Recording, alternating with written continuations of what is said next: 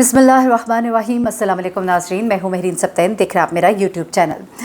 नाज़रीन, ज़हीर और शब्बीर का केस, मेहदी अली काज़मी साहब की बेटी का केस, इस केस के अंदर जब भी कोई एक पेशी होती है ना अदालत की, तो हमने देखा है कि कुछ मखसूस चैनल के ऊपर बैठ कर लोगों को बड़ा गुमराह किया जाता है और अजीब व गरीब सी स्टोरी सुनाई जाती है कि हम झूठे नहीं हैं नाज़रीन, मान लीजिए हम सच्चे हैं, हम सच्चे हैं। लेकिन फिर उनकी बहुत सी चीज़ें ऐसी सामने आना शुरू होती है कि हम परेशान हो जाते हैं। यकीन माने कुछ चीज़ें ऐसी आई कि मेरे वहम गुमान में भी नहीं था कि ये लोग यहाँ तक भी जा सकते हैं, लेकिन चले वो सब तो हो गया। सबूत के साथ यकीनन इकरारुल हसन जो है वो भी FIA में जा रहे हैं। उन्होंने कहा है कि वो इस केस को आखिर तक देखेंगे और वो बिल्कुल भी इस मामले को नहीं छोड़ेंगे, क्योंकि उनका कहना है कि उनके पास जो सबूत है वो बिल्कुल 100% सबूत हैं और हर हालत में वो इस चीज़ को कंटेस्ट करेंगे। तो चले ये भी एक चीज़ है। एक और साहब है, हमारे साथी सहाफ़ी हैं, वो भी अदालत गए। ID कार्ड के हवाले से मैंने आपको डिटेल्स बताई थी। वो तमाम चीज़ें जब सामने आएंगी वो तो पता लगता ही रहेगा, लेकिन इस वक्त मैं आपको बताऊँ, क्योंकि जिस दिन भी कोई पेशी होती है, कोई हाज़िरी होती है, तो उसके बाद कुछ मखसूस चैनल्स पे बैठ के कुछ गलत किस्म के प्रोपेगेंडा किए जाते हैं, आप लोग को गलत इन्फॉर्मेशन दी जाती है। बल्कि एक बड़ी अजीबोगरीब सी चीज़ जो है वो मेरे साथ ये हो रही है कि मेरे चैनल के ऊपर आकर इनके कुछ छोड़े हुए बंदे हैं, मखसूस लोग हैं, मैंने बार बार देखा वही ID होती है और उससे वो बड़ी गुमराह किन किस्म की कमेंट्स कर रहे होते हैं। क्योंकि मैंने तो अपने कमेंट्स टर्न ऑफ नहीं किए हुए, लेकिन पूरे कमेंट्स में वो 5-6 लोग हैं जो मुख्तलिफ जगहों पर या तो वो डायरेक्ट कमेंट कर रहे थे, तो मैंने उनको फिर आगे से जवाब दिया कि आप जो ये हेट्रेड फैलाने की कोशिश कर रहे हैं, I can well understand who you are. उसके बाद उन्होंने क्या किया कि डायरेक्ट कमेंट करने के बाद जो लोग मुझे कमेंट कर रहे होते हैं उनके रिप्लाइज़ में जाके वो अजीब व गरीब गुफ्तगू करते हैं। उनमें से एक खातून है, नाम मेरे जहन से उतर गया, उनका ID क्या है, वो उन्होंने क्या किया कि जब मैंने निकाह जायज़ नहीं है और मैंने मुख्तलिफ स्कूल ऑफ थॉट्स के मैंने फतवे लाकर सामने रखे, तो उसने नीचे जाकर कमेंट्स में हर एक को कमेंट में ये कहना शुरू कर दिया कि महरीन ने कोई खुदा न खास्ता तौहीन मज़हब की है और गलत इन्फॉर्मेशन इम्पार्ट की। और मैंने चेक किया कि उसने हर एक को जाके, अब वही इनलाइटन मी के नाम से ये खातून है, और उसके बाद इन्होंने जाकर हर एक अकाउंट में जाकर हर एक जगह पे जाके रिप्लाइज़ में जाके नहीं, बाकायदा तौर पे एक कोशिश की जा रही है डिफेम करने की मुझे। कभी अपने YouTube चैनल के ऊपर बैठकर गंदी वीडियोज़ मेरे हवाले से इन्होंने चलाई जिसका कोई वजूद ही नहीं, और उसके बाद फिर इनको लोगों ने भी बड़ा इसके ऊपर लान तान की कि आप लोग जो है किस तरह से इस तरह की हरकत कर सकते हैं, और उसके बाद फिर ये लोगों से एक्सपेक्ट करते हैं। फिर उसके बाद अब ये चीज़ें हो रही हैं, तो मैंने कहा मैं आपको पहले से बता दूं कि ये कुछ ऐसे तखरीबकार किस्म के लोग हैं जिनका काम ही मुआशरे में फितना और फसाद फैलाना है। तो इन लोगों से आप लोग ज़रा आगाह रहा करें। ये वही लोग हैं जो लोगों को गलत गलत फतवे उनके ऊपर लगाकर उनको मरवाने की कोशिश करते हैं। कभी जबरान नासिर हो गया, कभी हम हो गए, कभी कोई और हो गया। तो इन लोगों की शरंगेज़ी से आप लोग ज़रूर आगाह रहें, क्योंकि आपके ऊपर फ़र्ज़ है, अगर आप लोग हक़ और बातिल को नहीं पहचान सकते तो आप का इससे सवाल होगा। आप ये नहीं कह सकते कि हमें गुमराह किया गया, आपको सही रास्ते की तलाश करनी है, तो सही रास्ते को तलाश करें। अच्छा, अब देखें, आज जिस तरह के ज़हीर और शब्बीर को अदालत में लाया गया, अदालत में लाने के बाद क्या होता है जनाब के आज जज साहब चूँकि नहीं आ सके, क्यों नहीं आ सके वो तो मैं आपको सुनवाती हूँ कि क्यों नहीं आए। लेकिन उससे भी पहले मैं आपको ये बताऊँ कि अब वो लोग जो के बैठेंगे वो कहेंगे देखें जी ज़हीर और शब्बीर जो है दोबारा से वो आज़ाद फिर रहे हैं और दूसरे लोग मुँह की खा रहे हैं। तो जनाब वो जज साहब चूँकि नहीं आए, इस वजह से आज उनकी जो ज़मानत की दरख्वास्त है वो मज़ीद मौखर होगी। जैसे कि पीछे इन्होंने जब ज़हीर और शब्बीर ने जो दरख्वास्त दी थी तौहीन अदालत वाली, वो तो उनकी ख़ारिज कर दी गई। जो उन्होंने दरख्वास्त दी थी कि हमारे इस केस को ही ख़ारिज किया जाए, तो वो भी गैर मंजूर हुई, नामंजूर हुई। उसके बाद जो दरख्वास्त एक जबरान नासिर की थी जिसमें ये कहा गया था कि बच्ची जो है वो माइनर है और वो तमाम चीज़ें जो है, उसको अदालत ने नामंजूर नहीं किया, बल्कि उसको ये कहा कि चूँकि वो ट्रायल कोर्ट में मामला चल रहा है तो ये वहाँ पर इसको देखा जाएगा। तो इसको इन्होंने अपने प्रोग्राम में बैठ के बड़ा ही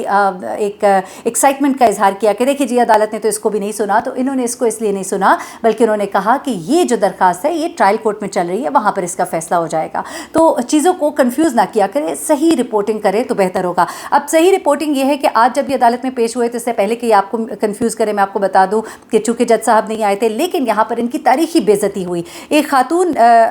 जो यहाँ पर मौजूद थी सहाफ़ी, उन्होंने कुछ बातें की है, ज़रा मैं आपको सुनवा देती हूँ हुआ क्या। इलियास मेमन साहब, आज विक्ट्री का निशान नहीं बन रहा, गले में फंगा साहब दिख रहा है क्या? हेलो, विक्ट्री तो बना दो भैया, विक्ट्री तो बना दो यार, विक्ट्री के फंदे में लटक के भी विक्ट्री दिखा देना भैया, विक्ट्री दिखा दो। ओ भाई एक विक्ट्री दिखा दो शब्बीर साहब, दिखा दो, एक विक्ट्री का निशान बना लो। और शब्बीरा विक्ट्री दिखा दो, बशीरा और शब्बीरा آپ یقین کریں آپ کہیں گے کہ چلے یہ کس طرح کی آپ بات کر رہے ہیں، لیکن میں آپ کو ایک بات بتاؤں، یہ جس طرح سے انہوں نے وکٹری کے نشان دکھائے تھے نا، اب وہی ان کے منہ پر تماچے بن رہے ہیں۔ وکٹری کے نشان بنوا کر ان کو چینل پہ بٹھایا گیا۔ ماں باپ کے دل پہ کیا گزری، انہوں نے کس تکلیف کے ساتھ یہ منظر دیکھا ہوگا۔ آج جب ان کو عدالت لایا گیا اور جب جج صاحب نہیں آئے تو ان کو واپس گاڑی میں بٹھا کر جب لے جایا جا رہا تھا تو وہاں پر صحافیوں نے کہا کہ شبیر ظہیر ذرا وکٹری کا نشان تو دوبارہ بناؤ۔ ان کے چہرے لٹکے ہوئے تھے، صحافیوں سے منہ چھپاتے پھر رہے تھے، کسی کو جواب نہیں دے پا رہے تھے، اور اس کی وجہ میں آپ کو بتاؤں کیا ہے۔ اس کی وجہ بڑی ہی سنگین ہے، اس کی وجہ بہت سنگین ہے، اور وہ سنگین وجہ میں ذرا آپ کے سامنے رکھ دیتی ہوں، کیونکہ اب ان کو اپنی گردن جو ہے وہ لٹکتی ہوئی پھندے میں نظر آ رہی ہے۔ اور کیونکہ 2011 کیس میں ریپ اور اغوا کی جب سے دفعات شامل ہوئی ہیں، اس میں ان کو زیادہ سے زیادہ سزائے موت ہو سکتی ہے، اور ریپ کی دفعات شامل ہے، اس میں تفتیش ہو گئی ہے، لیکن ابھی جسمانی ریمانڈ جو ہے وہ مانگا جائے گا۔ تو بہت سی چیزیں جو ہے ان کے لیے بڑی ہی خطرناک ہوتی جا رہی ہیں، تو اس لیے یہ لوگ اب بہت پریشان ہیں، ان کی بولتی بند ہو گئی ہے، وہ وکٹری کے نشانات جو ہیں وہ اب دکھائی نہیں دیتے کہیں بھی، کیونکہ ان کو پتہ ہے کہ اب وکٹری والی کوئی گنجائش نہیں رہی۔ جب لوگ یہ کہتے ہیں نا کہ جی ابھی کچھ عرصے میں وہ 16 سال کی ہو جائے گی، یہ کیس تو اوپن اینڈ شٹ کیس ہے، اس میں تو کچھ بھی نہیں ہو سکتا، لڑکی کی کانسینٹ، لیکن میں آپ کو بتاؤں بچی کے ساتھ بہلا پھسلا کر ایک ایسی بچی جو کہ کم عمر تھی، جس کے بارے میں رپورٹ میڈیکل آ چکی ہے کہ اس کی عمر نہیں تھی، جس عمر میں اس کو ورگلایا گیا، اس کو گھر سے بھگایا گیا، تو ایسے میں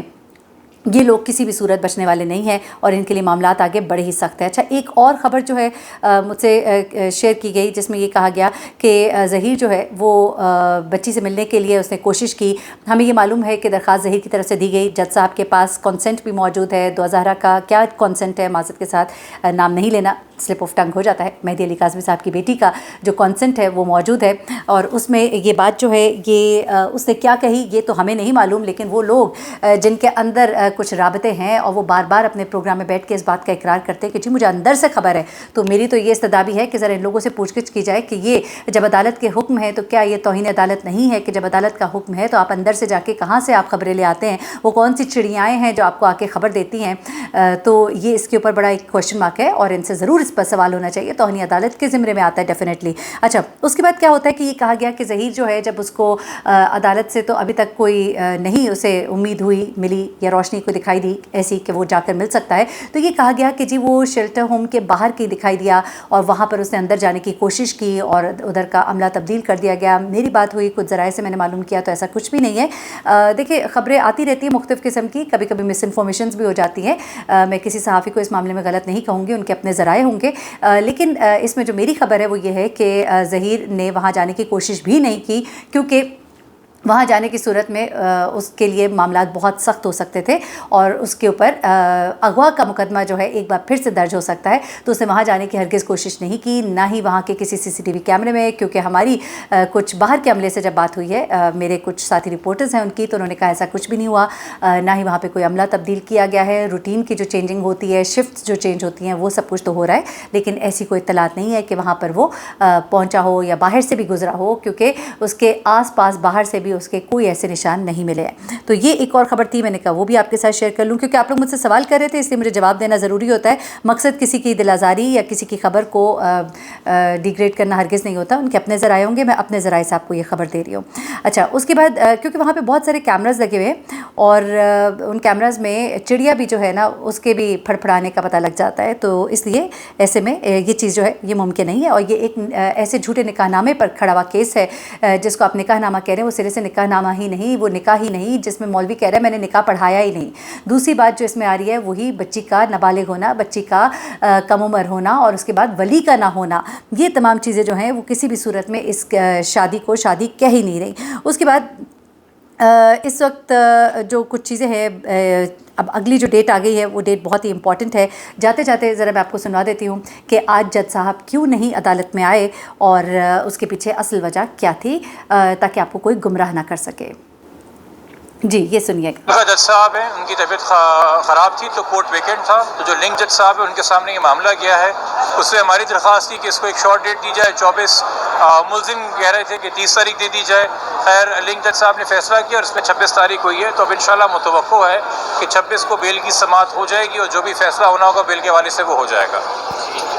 जी, आपने सुन लिया कि बेसिकली जज साहब की तबीयत ठीक नहीं है और इनकी तरफ से पूरी कोशिश की गई थी कि मामले को लटकाया जाए और 30 और आगे ले जाया जाए इस मामले को, ताकि कुछ जो है इनको आसानी मिल जाए, लेकिन 26 की अब तारीख जो है वो मिल गई है जनाब। ये तमाम तर सूरत हाल है। अपना बहुत ख्याल रखिएगा, अपनी दुआ मुझे भी याद रखिएगा। मज़ीद जो अपडेट्स होंगी आपको मैं आगाह करती रहूँगी। सही और मुस्तनद खबरों के लिए मेरे चैनल से जुड़े रहिएगा। अल्लाह हाफ़िज़।